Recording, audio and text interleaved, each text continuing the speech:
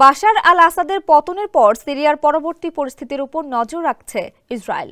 বিশ্লেষকদের মতে দেশটিতে যে পরিবর্তনই আসুক না কেন তা ইসরায়েলের সামনে সুযোগ এবং ঝুঁকি দুটিই তৈরি করবে। মাত্র ১২ দিনেই আবু মোহাম্মদ আল জোলানি বাহিনী রাশিয়া, ইরান এবং আসাদ বাহিনীকে যেভাবে পরাজিত করেছে তাতে বিস্মিত ইসরায়েল। ভয়ঙ্কর এই বাহিনী যদি গোলান মালভূমি উদ্ধারে অভিযান শুরু করে তাহলে ইসরায়েলি বাহিনী কতক্ষণ টিকতে পারবে তা নিয়ে সন্দেহ দেখা দিয়েছে। গোলান মালভূমি ছাড়াও সরাসরি ফিলিস্তিনের পক্ষে রয়েছে জোলানি বাহিনী।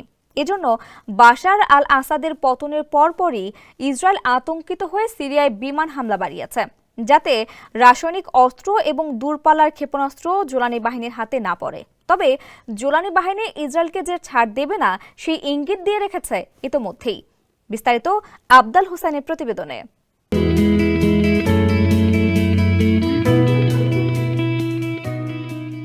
সিরিয়ার প্রেসিডেন্ট বাশার আল আসাদের পতনের পর থেকে ওই অঞ্চলে জোর সামরিক তৎপরতা শুরু করেছে ইসরায়েল। ইতিমধ্যেই গোলান বাফার জোন সাময়িকভাবে নিজেদের নিয়ন্ত্রণে নেওয়ার পাশাপাশি সিরিয়া জুড়ে বিমান হামলা চালিয়েছে তারা। বাশার আল আসাদ সরকারের গুরুত্বপূর্ণ শক্তির জায়গা হিসেবে বিবেচনা করা হতো ইরান, লেবানন এবং রাশিয়াকে।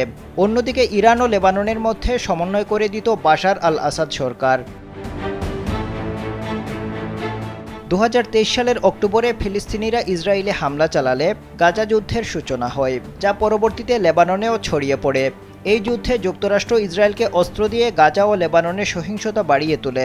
এতে গাজা ও লেবানন নিয়ে ব্যস্ত হয়ে পড়ে ইরান। বাশার আল আসাদের দিকে নজর দেওয়ার সময় পায়নি।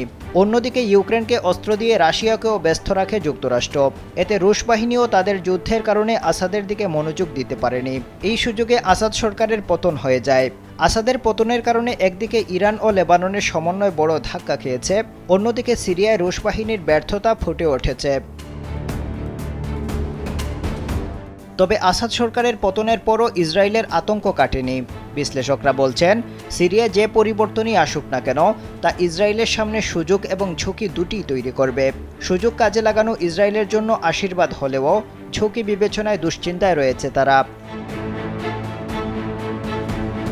ইসরায়েল সুযোগে দামেস্কের ৬০ কিলোমিটার দক্ষিণ পশ্চিমে অবস্থিত গোলান মালভূমি দখল করেছে।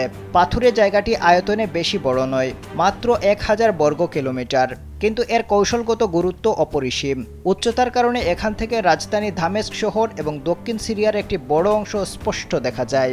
সামরিক গতিবিধি পর্যবেক্ষণ করার জন্য এটি আদর্শ স্থান। তাছাড়া পার্বত্য এলাকা বলে যে কোনো সম্ভাব্য আক্রমণের পথে একটা চমৎকার প্রাকৃতিক ঢাল হিসেবে কাজ করে গোলান মালভূমি। গোলান দখল করার পরও শান্তিতে নেই নেতানিয়াহু, কারণ মাত্র ১২ দিনে আবু মোহাম্মদ আল জোলানি বাহিনী রাশিয়া, ইরান এবং আসাদ বাহিনীকে যেভাবে পরাজিত করেছে তাতে বিস্মিত ইসরায়েল। ভয়ঙ্কর এই বাহিনী যদি গোলান মালভূমি উদ্ধারে অভিযান শুরু করে তাহলে ইসরায়েলি বাহিনী কতক্ষণ টিকতে পারবে তা নিয়ে সন্দেহ দেখা দিয়েছে।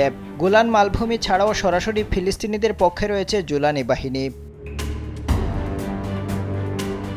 এজন্য বাশার আল আসাদের পতনের পরপরই ইসরায়েল আতঙ্কিত হয়ে সিরিয়ার বিমান ঘাঁটি, রকেট গবেষণা কেন্দ্র এবং রাসায়নিক অস্ত্রের মজুদে হামলা চালাচ্ছে, যাতে রাসায়নিক অস্ত্র এবং দূরপাল্লার ক্ষেপণাস্ত্র জোলানি বাহিনীর হাতে না পড়ে। তবে জোলানি বাহিনী ইসরায়েলকে যে ছাড় দেবে না, ইতিমধ্যে সেই ইঙ্গিত দিয়ে রেখেছে।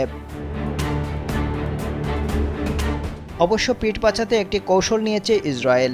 দেশটির প্রধানমন্ত্রী বেনিয়ামিন নেতানিয়াহু ব্যাখ্যা দিয়েছেন, আসাদের প্রতি অনুগত সিরিয়ার সেনাবাহিনী এই এলাকা থেকে নিজেদের সরিয়ে নিয়েছিল, তাই ইসরায়েল এই কাজ করতে বাধ্য হয়েছে।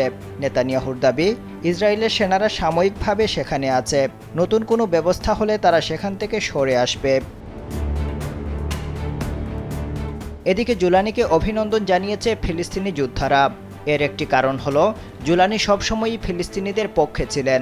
গেল বছরের ৭ অক্টোবর ফিলিস্তিনি যোদ্ধারা ইসরায়েলে হামলা চালানোর পর জোলানি উচ্ছ্বাস প্রকাশ করেছিলেন। আবদাল হুসাইন, কালবেলা।